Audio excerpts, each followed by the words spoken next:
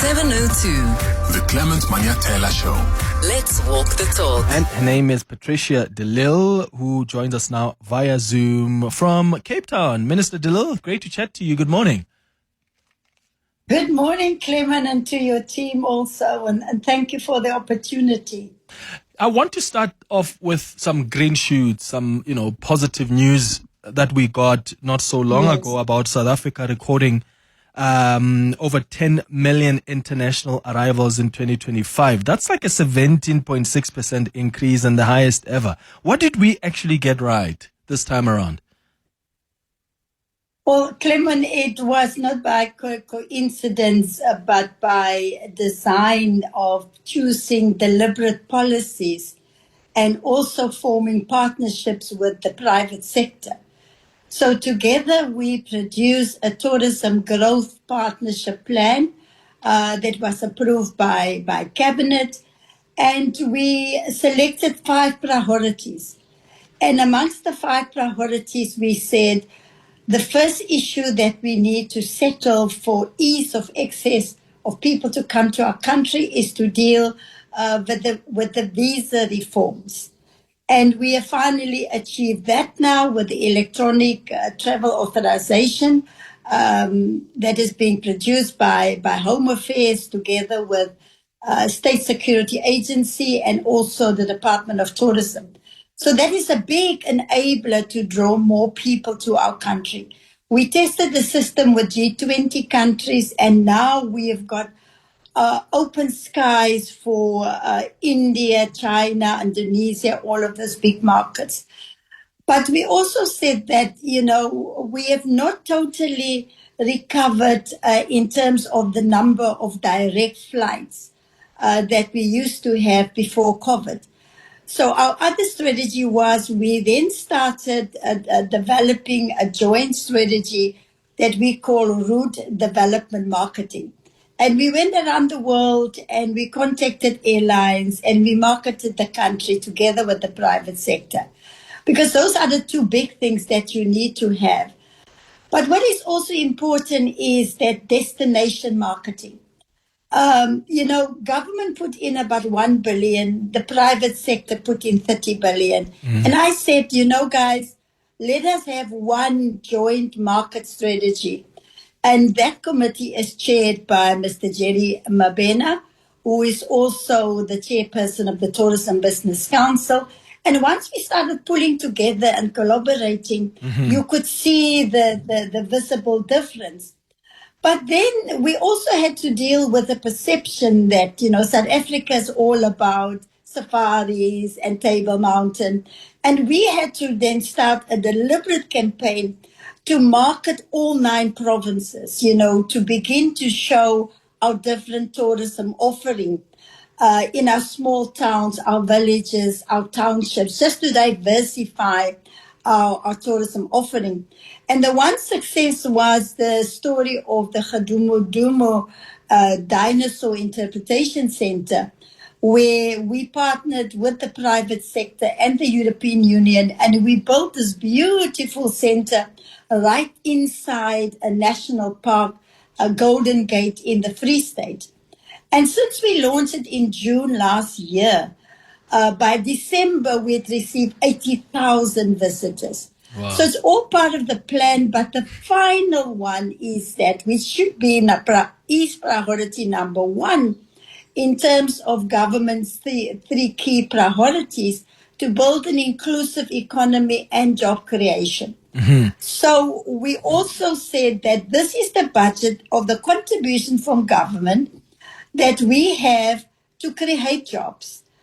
Tourism presents a big potential to absorb many skilled and unskilled and semi-skilled people. And we can train them and we can put them into the private sector to get that experience. So government, we made 350 million rand available for the next financial year, where we will pay the stipend, the private sector will train young people. And one of the conditions that are put for paying the stipends is that after 1 year, they must be employed permanently within those institutions. So it was really a a deliberate plan that we brought in. Yes. Was it mostly influenced by leisure tourism, or was it also driven by SADC travel and maybe even including economic migration? Well, that is what we used to concentrate on in the past. Uh-huh. Part of our new strategy is to say it's not just only leisure tourism. We've got sports tourism. Like, for instance, next month we'll be hosting Live Golf for the first time in the continent. And that tourism piggyback on the event, and we have designed packages for people to come before the Live Golf and stay after the Live Golf to visit our country. There is another opportunity coming in 2027 when we are hosting the Cricket World Cup. So we're also promoting sports tourism. And golf is big, soccer, rugby. So we're working together with Minister Mackenzie. Yeah. But we also started upping our game on business events that is part of tourism. And with the G20, we hosted more than 135 business events across all the 9 provinces, including the leaders event at Nasrec last year. And so we also had to go out into the rest of the world and compete for events to be hosted in South Africa. We then invested about 43 million rand. We bid for 91 international events. And so far, we've been successful to secure 55 events for this year now, and even into next year, including that we've been selected to host the World Economic Forum conference in Davos. Also in 2027. So that has also helped a lot to grow the numbers. Oh, that's great, because I mean last year business tourism generated around 900 million rand from about 59 or 51 or so international conferences. Speaking of sports tourism, I mean New Zealand as well, the All Blacks will be on tour in South Africa. So it's great that we see the department using these kind of events as opportunities to advance tourism. Minister, I know Europe has emerged as a key growth driver. The UK now overtaking the US as our largest source market. Yes. And we want to replicate this strategy elsewhere. So which markets are you setting your eyes on for expansion? Well, first of all, the normal growth markets like the UK, the US, and Europe, we still have to service and maintain them. But we now set our sights on new markets. I have just returned from a trip to Southeast Asia, where we are targeting Indonesia. It's a big market, but the biggest Muslim community in the world. So we went there to market our Muslim-friendly halal tourism facilities that we have in South Africa. And I signed a memorandum of agreement with the Minister of Tourism there. The same with Malaysia is also a big market, and of course Singapore. But within that ASEAN region, you've got about 17 countries. So to penetrate the market, we then agreed to appoint local destination marketing companies that can penetrate on social media. There are big social media platforms where we are introducing South Africa as a choice of travel. And then, we want to inspire people from the region then to make that choice and decide to come and visit South Africa. But I'm also putting a lot more focus this year, and we've got a special marketing strategy for China and India.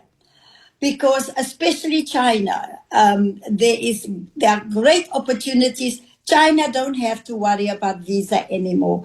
India don't have to worry about visa. Now what we must do is to make sure that we get more flights between China and India. So that is our strategy for the next year, 2 years. Because having achieved the 10.5 million visitors now in 2025, you have to show growth in 2026. Yeah. And that's why we are looking at new markets also. Of course, Africa is our biggest market. Yesterday, I chaired the SADC Ministers of Tourism within the SADC region, where we also are talking about a visa for people within the Southern Africa region, and how we can integrate and market, joint marketing to put packages. If people come to South Africa, South African Airways fly to most of the countries within the region. They can go to Botswana, they can go to Kenya, Zambia. So that plan is coming together now after yesterday's meeting. So we continue because Clement, the competition is stiff out there. The world owes us nothing. So we have to go out there and aggressively market South Africa. And that is the change that we have brought together with the private sector for the past 2 years, because we're still number 3 in the continent. It's Morocco, it's Egypt, and then us. And we really are working hard to try and put South Africa number 1, because last year we were voted the best country to visit. And I must say thank you to the private sector. Thank you to all the workers that are working in the sector. You know, from the receptionists to the people who are cleaning the rooms in guest houses all over our country. You know, our biggest asset is really our people. You know, the Ubuntu, the warmth. I hear it wherever I travel. People comment to say how welcoming South Africans are. So we have got it all set up for us, and we have to continue to work and work damn hard to further even grow this market. Yeah. The electronic travel authorization system, I mean, that has always been positioned as a game changer. When will it be fully rolled out, and how confident are you that Home Affairs can deliver seamlessly on this? And how is it going to be impacting your efforts? Well, we estimate that for the first year with the ETA coming into effect, that we can create between an extra 80,000 to 100,000 jobs to the ETA. Because for every arrival, every 12 arrivals to our country, you create 1 direct job and 3 indirect jobs.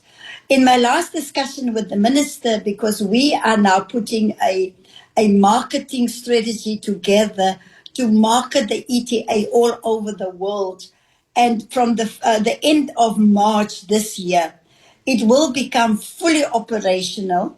Home Affairs is just currently working out the payment methodologies with the various financial institutions. So it is fully operational as from the 31st of March this year. But already, you know, the G20 countries are using the ETA. Okay. I want to talk a bit about Cape Town, because that is a city that's often also being voted as one of the best cities to visit around the world. It's been experiencing some mounting pressure from digital nomads and short-term rentals. You've got locals also complaining about high rental prices. So how do you then balance tourism growth with protecting local communities? Yes. Well, yes, indeed, that is a concern. And that, you know, short-term rental is part of the offering of a tourism package, with, and especially with a nomad visa, people can stay longer in our country. But it's a combination, Clement, of a high demand for accommodation in Cape Town, and of course, going together with apartheid spatial planning, whereby there is not enough affordable rental units or even housing within Cape Town. Because of apartheid spatial planning, the integration has really not taken place. In terms of the legal position, in 2019, Minister Hanekom had put a bill before Parliament to try and regulate the short-term rentals. That bill was never pushed through Parliament. I think it died a natural death. We came in and decided to review the white paper, and Cabinet approved the white paper in 2024. So where are we now? Currently, as the law stands, in terms of Section 8 of the Tourism Act of 2014, the best that I can do for now, before we amend the Tourism Act, is that we have put together a good code of practice for the short-term rental space. We have consulted with the Short-Term Rental Association, with Airbnb, and in the next 2 weeks, I will be publishing this code of good practice for short-term rentals for public participation. Will that be voluntary, that's all we can do or will now. it include enforceable regulations? That rental code of conduct. For now, it will be voluntary, Clement, until we can amend the Tourism Act, because it is in the white paper. Now we just need to amend the Act to make it possible to regulate. But it also goes into metros, the cities. The cities have bylaws for short-term rentals, but that is more related to their rates and taxes. And so we still have to consult with all the cities too and see what their bylaws implies and how we can find that balance between short-term rentals and the need for more housing opportunities in the center of our cities. We still continue with the apartheid spatial planning by building housing opportunities far away from the city centers. And so through correcting the spatial planning through cities must do more. And then we can have a balance and provide affordable housing in the city centers, and we can have short-term rentals. Yeah. I'll take some calls and some WhatsApps that are coming through, Minister. Some listeners have got some inputs and questions on Yes. 011-883-0702 in conversation with the Tourism Minister, Patricia de Lille. You may have seen over the last couple of weeks a lot of talk about some green shoots in our tourism industry. We've recorded over 10 million international arrivals between Jan and December 2025, which is a 17%, just over 17% increase on the results of 2024, and the highest number ever recorded, actually. And if you saw the president's newsletter the other day, he was talking about how this is actually a vote of confidence in South Africa's brand appeal. But there's a lot more you want to do. You don't also want to see an over tourism becoming a real risk, especially in hotspots like Cape Town. So the minister saying that they're looking at spreading tourism hotspots more evenly across provinces. What questions do you have? What inputs do you have? And before we go to the headlines, Minister, and then take the questions and voice notes, I want to quickly ask about crime, because that remains one of the country's biggest brand risks. Are current tourism safety measures, including the deployment of, I think it was over 2,300 tourism monitors, is that enough? And how closely are you working with the SAPS to address crime hotspots affecting visitors?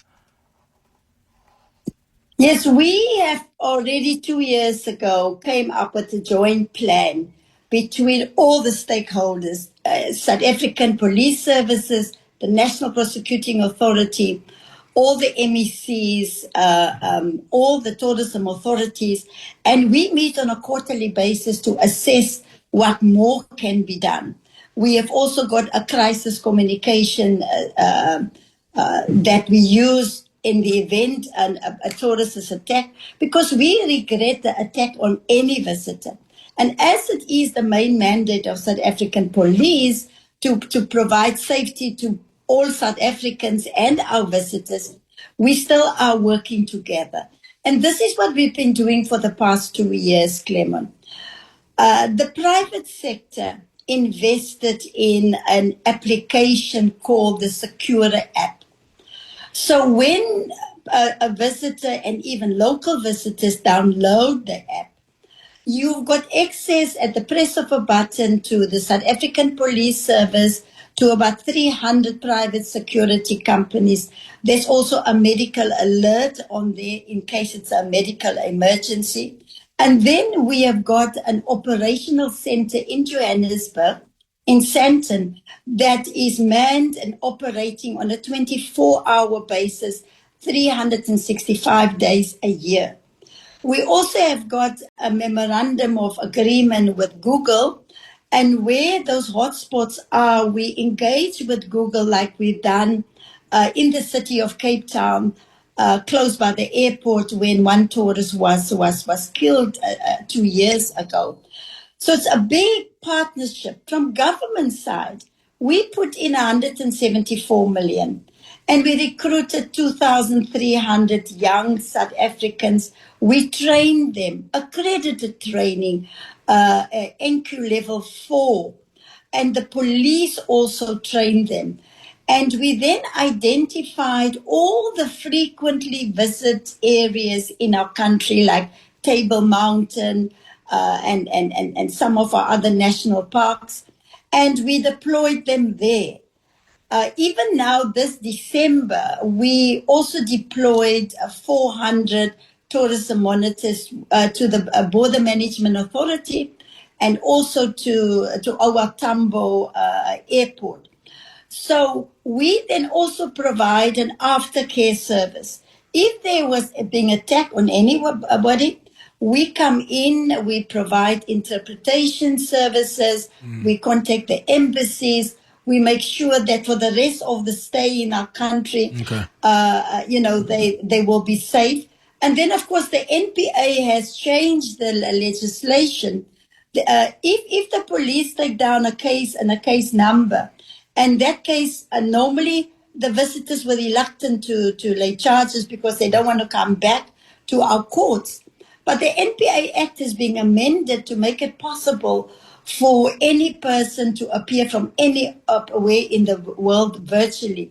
So we share this plan with all the missions that are based in South Africa. We shared our plan with all the South African missions so that, we can give confidence that we do have a plan. Yeah. You will see in all the hotels and guest houses, they've got safety tips there. So it's not that we are doing nothing. We constantly, every 3 months, we meet and then we update the plan. Yeah, that's good to know, because even the travel advisories continue to impact perceptions abroad. So we must win this battle on the global perceptions of safety. Minister, there are questions coming through, so I'm going to get to the latest in Eyewitness News headlines. And when we come back, we are going to go straight to your calls, your WhatsApps as well. If you've got inputs, if you think you've got some tips for the minister on how we can advance our tourism industry and continue to have it on the upscale, or you've got questions for her, keep them coming on the WhatsApp line or give us a call. Swiso, hi. 702. The Clement Manyathela Show. Let's walk the talk. 24 minutes before 11 o'clock, we're in conversation this hour with Patricia de Lille, who is the Minister of Tourism. And I want to give you an opportunity to engage with her as well. There are some messages that are coming up on the WhatsApp line, some calls as well. So let me start with this WhatsApp voice note. Hi, Clement. I just wanted to ask the minister if they have a rural tourism strategy, in the sense that what I find often is that the tourists always go to the township. There seems to be a township strategy that's underway. There's even, the suburbs and the urban areas. But are they developing something particularly where if an overseas tourist wants to get the rural experience, similar to like how people would go to the countryside of France, to get the wine experience, or, the various almost like agricultural offerings. Are they developing a tourism strategy around the agricultural offerings? This is Koketso from Joburg. Oh, brilliant question, Koketso. Something I've been thinking about as well. Minister? Yes, thank you for the question. Yes, indeed, we have gone past the strategy phase. We do have a tourism growth partnership plan with the private sector, with all the tour operators and the trade. And yes, indeed, tourism is a concurrent function in government. So you have got your provincial tourism authorities and MECs. You also have got your local government MMCs. And we always connect to try and make sure that when we market our country, we showcase everything that is available. On agriculture, a lot of the wine farms have diversified, and you can now have, they've got restaurants, they've got guest houses where people can, if you choose to want to stay on a wine farm. So yes, agriculture tourism is also growing. If people, just locals, want to get a getaway for the weekend, they can go to any of these farms. Not only wine farms, you also have farms with animals, with ostriches, and all of that. So there is an agricultural tourism a strategy or plan that we have implemented. And if she can leave her details, I will send her the plan and more information. Okay. Thank you. Kulupasiwe on the WhatsApp line also says, Clement, Astro tourism is another great opportunity that the department can and should look into. The Karoo area offers some of the darkest skies in the world for stargazing. We already have the square kilometer array in Kamavon and the largest optical telescope in Sutherland, Cape Town. You've got Johannesburg, Hartbeespoort and Bloemfontein also have those for people who can't afford to travel to the Northern Cape. That's a message there from Kulupasi. We're talking about opportunities that also exist in astrotourism, Minister. Yes, definitely. We are aware about it, and we have invested to build an astro-tourism information center in Carnarvon, in partnership with the Ministry of Science and Technology. Last year, we launched the International Tourism Day there. We did stargazing. You are correct. It's the most beautiful dark skies that you can experience. And astrotourism is part of what we are promoting also as the package of what people can do while they are here. We have now developed a master plan so that we can start building and get investment into guest houses, hotels in the area. There is a shortage. There's also a golf course that was built in Carnarvon in the desert that some of our local golf legends are sponsoring. So yes, we do have a plan around Carnarvon, but also a plan around Boegoebaai. Boegoebaai is where they are going to build a deep sea port to import green hydrogen. And then we piggyback on that to start in getting investment for infrastructure like access roads, like building hotels and restaurants and all of that. Yes, there are great opportunities. We've got the biggest SKA in the world, and people and scientists come from all over the world to see it. So thank you for that question. I've got another one here from Tracy who says, Clement, it's cheaper to book a holiday overseas than a holiday in the Western Cape over the festive season. Please ask the minister about that. Also, it is sad to see how foreign nationals are more employed in this sector than the locals. It's uncomfortable when you see the poverty. We took a wrong turn and landed in a colored community. We were quite shocked. The Western Cape needs to do better to be more inclusive. But the main question there, Minister, from Tracy, is around just affordability levels, because it does sometimes feel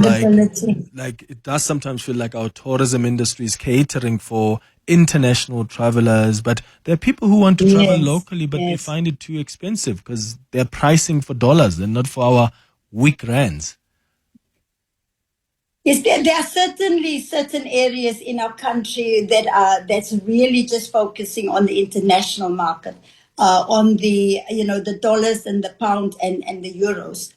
And yes, it is very expensive for domestic tourism, especially in Cape Town. One is because of the high demand and the high prices. And, I get many calls over the holidays to say, I can't find accommodation and hotel for less than 10, 15,000 rand a night. I'm sure now with the hosting of the mining Indaba that's taking place and the opening of Parliament, some of my staff members from Johannesburg had to stay as far away as Grabouw. So there is a need for more hotel beds in our country. We are definitely behind our competitors. And that is why we have now developed our own tourism infrastructure package of infrastructure investment opportunities. We had our first investment summit in September last year. We're going to have our second one now in September this year. We have already packaged 8 infrastructure projects, more than 1 billion rand that we are looking for investment. But the domestic market is really the bedrock of our tourism sector. In terms of affordability, what we do together with South African tourism is that once a year we partner with the private sector to put packages together, discounted packages up to 50% discount.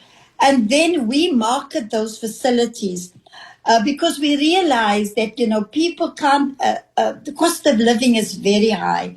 And so the Short Left campaign that we do every year with the private sector is giving domestic tourists that option to travel. And you can book a package during the Short Left campaign and then decide which date you want to go. But I want to agree that affordability in the city of Cape Town, I spoke to them. I said, you're going to price yourself out of the market. Already local people can't afford it. And we always have to try as tourism leaders to find that balance so that our locals can also enjoy the beauty of our country. We're blessed with so many beautiful things, God-given things to us.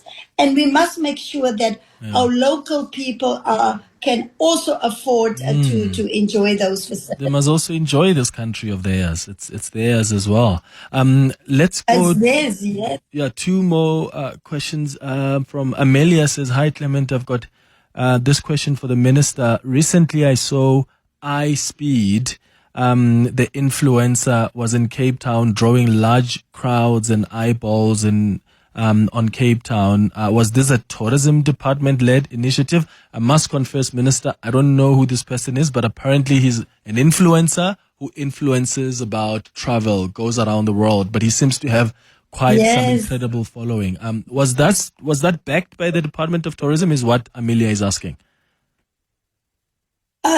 Definitely, because that is the new way of marketing. And even when we host now, we're going to host Meetings Africa between the 23rd and the 25th of February in Sandton. We bring about 40, 50 African countries together. But we also bring, as part of our marketing strategy, a lot of bloggers and influencers, and we call them hosted media. And then after the event, we take them around the country and they are able to then share their own experience with their followers all over the world. Last week, I did give recognition to High Speed for the work that they are doing, and we have now partnering with them because there's an existing platform that reach millions of people, and we're certainly going to invite him back and many other bloggers, especially from India, China, Indonesia, those markets that we are targeting now. And we appreciate that, the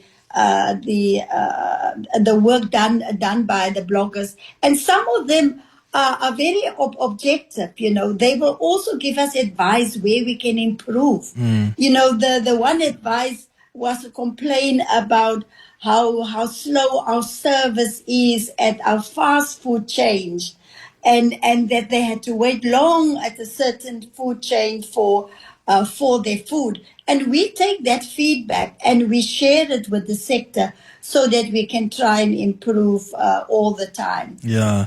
All right. It's going up to 12 minutes now before 11 o'clock. There are some more questions coming through via calls and the WhatsApp line. I'll start with them after this. With Clement Manyathela. 702. Let's walk the talk. It's 9 minutes now before 11 o'clock. Conversation with the Minister of Tourism, Patricia de Lille. I want to give you some extra couple of minutes to ask her some questions. I've got lots of WhatsApp messages that are coming through. Let's start here. Good morning, Clement and 702 listeners. Thank you for bringing the Minister of Tourism to us, and we appreciate the good work that has been done and the increasing number of the tourism. The question that I have, Clement, is what's the plan that the Minister has for us, as in South African locals, local people, because we find out that as much as we would love to travel, we cannot manage to pay for these expensive hotels, expensive accommodation. We feel like it's being marketed for overseas people, people that just got euros. You pay the same hotel as someone with $100 is easy to pay for a hotel of 2 point something here in South Africa. What is the Minister has in plan for us? My apology for being long. I would really appreciate the Minister to do something for us. Nice show as always, Clement. It's Max here, Honeydew. Thank you, Max, for your question. Aneka as well says, Clement, it's not just Cape Town that's expensive. The Kruger National Park is also quite hellish expensive. Yeah. Minister, go ahead. Yes, Clement, the Portfolio Committee on Tourism last year has instructed the department to start looking at the regional pricing so that you've got a different price for locals, for people from the region and from international. We have started the process already. Sand parks, Kruger National Park, they already are using a regional pricing system. So they have got a different price for locals, for region, and for international. But we need to look at a way of making it applicable not only to sand parks, but even to hotels and guest houses. So the work has started on that because it is a good idea. And many countries around the world, they have this different pricing structure. So I'm hoping that before the end of 2026, we will be able to complete the whole regulatory process, do public consultation with it, with all the inbound organizations. But there is really a big appetite for it, and many, many people have asked for it. So, Max, we are working on something, and, watch the space. Yeah. Let me, before I go to some extra questions there, Minister, how is SA tourism stability now? Do you still have no permanent CEO, COO, and CMO? And are there several vacancies there? And how are they, because I wonder how that is impacting on performance. No, not anymore. Since last year already. Yeah. The board has already appointed a full-time CFO, a Chief Financial Officer. They have appointed the head of internal audit. On the 9th of February, a day or two ago, the advertisement closed for the applications for Chief Operations Officer and a Chief Marketing Officer. Mm-hmm. So the board has really been doing very, very well. In terms of the CEO, the CEO, the disciplinary processes have started there, and that should be concluded by the end of the month. In the meantime, we have appointed an acting CEO from the Department of Tourism, Dr. Shamila Chetia. So there's no crisis. The board is being able to manage it. it's non-executive directors of the board working together with the administration, the executive team. We've been able to get the preparations done for Meetings Africa that's starting now in the end of February. We started the preparations for the Africa Travel in Durban, and I'm very pleased with the performance of the board. But to put a permanent board in place, we have advertised last year for more than 45 days. The applications closed on the 5th of December. We have now started the process to do the shortlisting and the interviews, and then I then have to take recommendations to cabinet for approval. So a stability is there. I must thank, some of the staff members of SAT who's really gone the extra mile.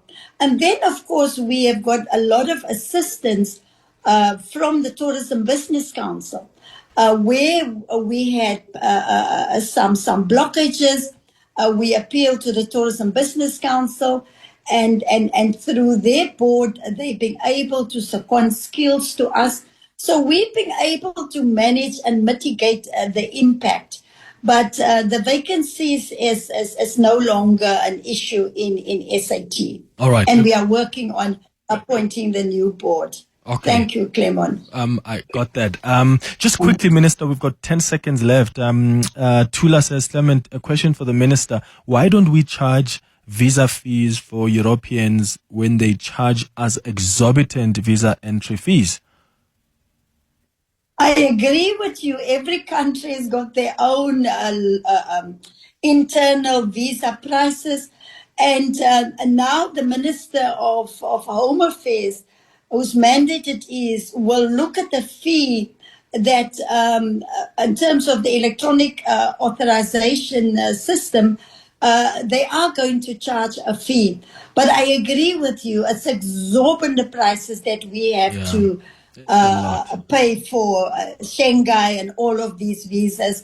And it's those countries' decisions, and we have raised it with them in the past to, they come free to South Africa and we get nothing in return from them. It's an issue that we're continuously working on with the embassies based in South Africa and those countries. Got it. Minister, thank you so much for making time for us, and all the best. Thank you, Clement.